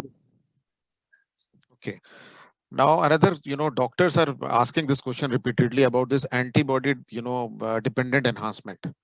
Was this responsible for those, who had the severe disease? What was responsible for doctors? Yeah, you need a little bit about that. We have not studied them basically. As I said earlier, that we don't have any effectiveness data, population effectiveness data. We have breakthrough illness, but not the effectiveness data from the healthcare professional or some nursing home residents. We should have this. Only then we will be able to say that though vaccinated people had the higher severe type of disease than non-vaccinated. Only then we can judge whether it was ADE or something else. Without doing studies, you cannot say that ADE is there. And in most of the clinical trials, as well as non-human primate studies, it was not shown. It is not witnessed, this phenomenon. And what about lactating women? You told us Covaxin is better for lactating. Any of the 3 vaccines, or there is a choice? Yeah, they can be used. I think now the government of India, ICMR, has given you go ahead with during the lactation also. The issue is only pregnancy, and that is again the first trimester. And one should be careful with these viral vector vaccines. Okay. So there is no, no difference. You can give any of these 3 vaccines to lactating women. During lactation. Okay. And in fact, antibodies are secreted in milk also, and they can provide protection up to 6 months. So there is one, news article 2 days back in one of the news channel that Task Force of Maharashtra, pediatric task force has suggested influenza vaccination during before this monsoon season for having a positive impact on COVID situation later on. What is your take about this? I think influenza vaccine is not going to work in any way against COVID. I think. We should not go by this way. In fact, influenza vaccines are not efficacious against influenza. We don't have any data on effectiveness. At the best, they are working 40%, 50%, and this is all guesswork because until unless we have proper match of the circulating strain and the strain present in the vaccine, you cannot think of a good efficacy. So when a vaccine which is not giving you good effectiveness against the disease against which this is formed, how can you think of it giving you protection against the heterologous type of disease? And there is a phenomena which is called virus interference, where one viral infection interfere with the uptake of another viral infection. It is seen in certain rhinoviruses also. In fact, I have written one article also in Indian Pediatrics that if you give influenza vaccines, probably these vaccinated people, they are more prone to get another viral infection like COVID. Thank you, sir. There are a few questions left. And Dr. C.P. Bansal is with us. Sir, would you like to ask some questions? Would you like to take up some questions? Dr. Vineet Saxena is also here. Sir, only one question, I think very much pertinent to all viewers. Most of us have taken 2 doses in February or March or by the end of April. If this Pfizer or Moderna vaccine is available in commercial distribution system, what will be the good time to take this vaccine as a booster? I think you should wait for 3 to 6 months, at least 3 to 6 months. So if one have taken in April, there is no harm. In fact, it will help also. You will have a very good amount of neutralizing antibodies, and they will be protective also. And you have 20-fold higher antibodies level, and suppose against a circulating strain, your titers are down by say around 8-fold. Still, you have a good amount of antibodies to take care of that variant. So 6 months is good enough to wait for this mRNA vaccine after second dose. Okay. There is one question about this. What should be the ideal gap for Covaxin? Because I don't know whether government has issued different guidelines for 2 vaccines. Yeah, they are different. I think it should be quite close. I've shown you one slide where it is only the antibodies are only 6 AU per ml. If you compare with the Covishield, it was around 64. So 10 folds lower antibodies are formed. And first dose of Covaxin is not protective. So you should take at the earliest, at least 4 to 6, within 4 to 6 weeks of first dose. You should not delay Covaxin. And you can go for third dose also after 6 months. The 0-1-6 schedule is ideal for all inactivated vaccines. Okay, so for Covaxin, Government of India's directive is for 3 months interval, or it is for 1 month interval? 4 to 6 weeks. 4 to 6 weeks Covaxin. Okay. And they are doing trial. I think probably they are going to start trial with third dose of Covaxin also as a booster dose. And what about Sputnik? The interval between 2 doses? The same. It should be same. I think. 4 to 6 weeks. For AstraZeneca? Yeah. They have not did trial as what AstraZeneca people did, but I think the same hold true for Sputnik as well as for AstraZeneca. Johnson & Johnson is also doing for second dose trial. Okay, this has happened. This is a real life scenario. One person took Covishield as first dose and accidentally was given Covaxin as a second dose. Now, what should he do? He should take second dose of Covaxin, to complete his immunization schedule, or he should not do anything. 2 doses has been given, and this has happened. This is real life scenario. I think third dose should be of that vaccine which give you a lot of good amount of immune responses, neutralizing antibodies. And I think the current vaccines, Covishield gives you better immune responses than Covaxin.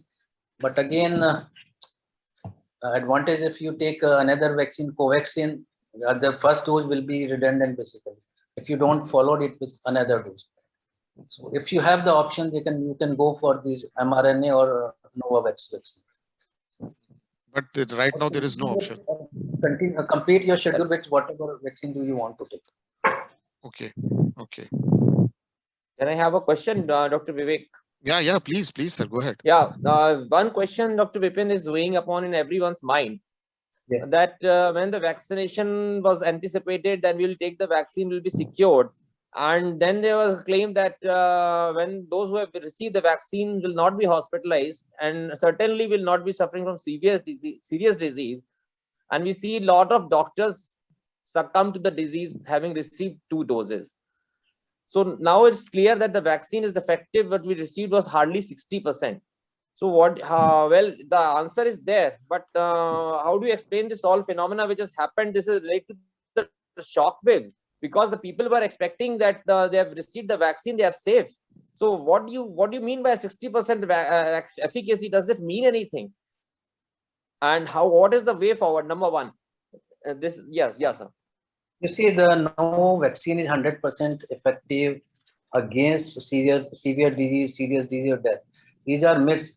Those who are saying that if you take 2 doses of particular vaccine, probably you are 100% secured against the severe disease or death. Because you see in the US also, CDC data, around 200 deaths occur in those who are fully vaccinated with mRNA vaccine, Pfizer or Moderna. So to expect that these vaccine will give you 100% protection against hospitalization, severe illness and death, I think it is going too far. Basically, no vaccine is 100% efficacious. Then there is issue of host response. As I showed you one slide, some of them may not develop immune responses. Take the case of Dr. K.K. Agarwal. He was having a lot of autoimmune disorders, other complications like pulmonary embolism. So he did not develop, I think, the proper immunity after taking 2 doses, and he succumbed whenever he got the infection.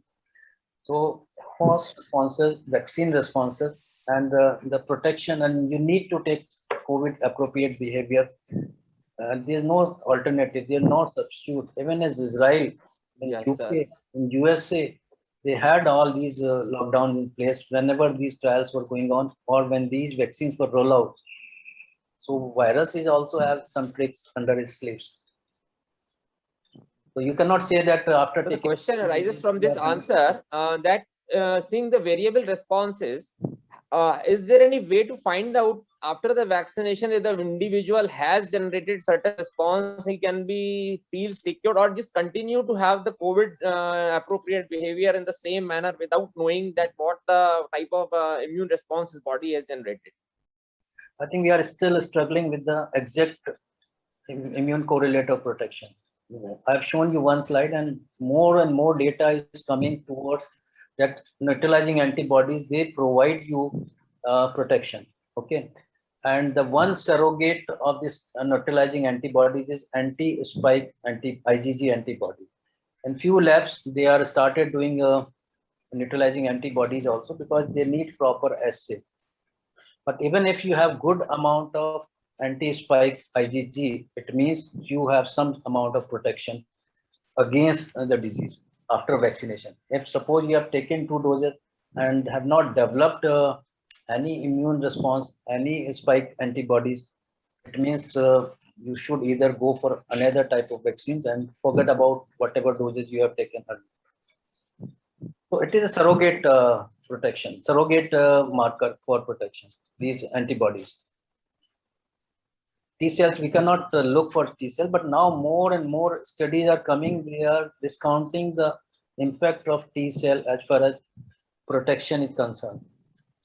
So they are basing on this neutralizing antibodies titer as immune correlative protection. And their surrogate is spike, anti-spike or anti-RBD, it will be much more specific, anti-RBD IgG antibodies. Okay, sir. Maybe last few questions that, somebody has taken Covaxin as 2 doses. And now 6 months have passed. He wants to take another booster, and these mRNA vaccines are not available. Can he take any of these adenoviruses, Sputnik and Covishield as a booster dose? Why not take the Covaxin as a third booster? Okay. The good thing with the inactivated vaccine, you can take as many boosters as you want, but you cannot take with this liberty with the adenoviral vector vaccines because there is blunting of immune response after taking 1 or 2 doses. So you suggest you take 3rd dose of Covaxin rather than going for Covishield. Okay, the last question from my side, and maybe the last question of the night. that doctors have asked several times that what should we do, especially when such a condition where there are so many deaths of healthcare personnel with full dose taken have occurred. We should go for full vaccination of these mRNA vaccine, like 2 doses 20 days apart, or we should take only a single dose once it is available. I've not fully understood your question. We have taken 2 doses of Covishield 4 weeks apart earlier. Now we have seen so many deaths, it is only 60% efficacious. So we all are discussing about booster dose maybe after 6 months, but they have asked whether we should take 2 doses of Moderna 6 months after 6 months of completion and take 2 doses of Moderna. Yeah. Earlier we were saying there is a waste of resources basically, but you check for your antibodies level. If you are seroconverted and having good amount of anti-spike antibodies, then you can wait. Okay, take the second shot for your own safety. If you are high risk population of any good immune response generating vaccine like mRNA or protein subunit, which is Novavax, there's no harm. There's no harm. More the merrier. Thank you, Dr. Vipin. Dr. Shalabh, any more questions from audience? Yeah, no questions are there, but I think we have covered plenty of them, and there is no end to them as well. Yeah, I think we are super saturated by what Dr. Vipin has offered us beautiful manner. This is the science behind the vaccines. What is the basis? Yes. Actually, the questions have come later, and the basis already been explained by Dr. Vipin in a very means the way only he wonderful can. Talk. He could Wonderful. have. And all the questions which you have put forward over the mind of the people, we have got the answers. But since the answers are there in the limited way, so I think there are limitations to their answers also. We don't have the answers, full answers, and the time will only tell what's going to happen tomorrow. And with this, I think before we end, I'll request our President-elect, Dr. Alka Agarwal ma'am, to please conclude the session by proposing a vote of thanks. Good evening, everyone. I think there was a tsunami of information which went by. An excellent presentation from Dr.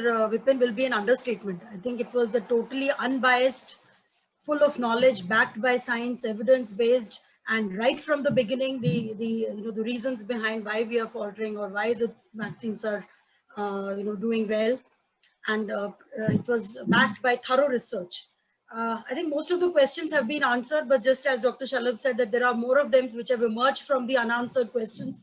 And I think the last word should be that at least we cannot totally write off the vaccines also, but I think it has to be backed by a COVID appropriate behavior, which has to be practiced. And I thank, Dr. Vipin for this excellent presentation, for enlightening us. I want to thank Dr. Vivek Saxena, who efficiently conducted this session and brought out so many queries and handled them in such a precise manner and such an accurate manner. I wish to thank all the people from the state, the eminent dignitaries, Dr. Vineet Saxena, Dr. C.P. Bansal, Dr. Sanjeev Kumar, so many ex-presidents and dignitaries from our state who have participated in the session and increase the authenticity of the program.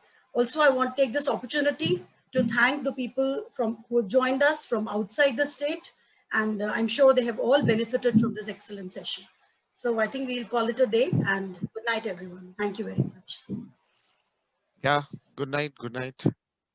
I think I must thank Dr. Vineet and Dr. C.P. Bansal sir if he's here and listening. Dr. C.P. Bansal sir, if you are here, we would like to hear from you.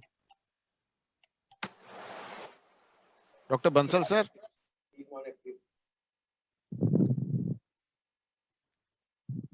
I think sir is not there. Okay. Vineet is there. Dr. Vineet, would you like to say something in the end? Dr. Vineet, I think he is also not here. Yeah, I think we should call it a day before now. we end, we just like to tell you that on 28th, we'll have a session on the guidelines, various guidelines there on COVID. First, we had the management, now we have the vaccine, and the third and the last in this series, we'll have the various guidelines will be elaborated by Dr. Alka Agarwal and Dr. Rakesh Bhatia and Dr. Sanjay Levin. At the same time, 8 p.m. Till then, goodbye. Thank you all. Bye. Thank you, Dr. Vipin. Thank you, Dr. Vipin. Thank you, Vipin sir.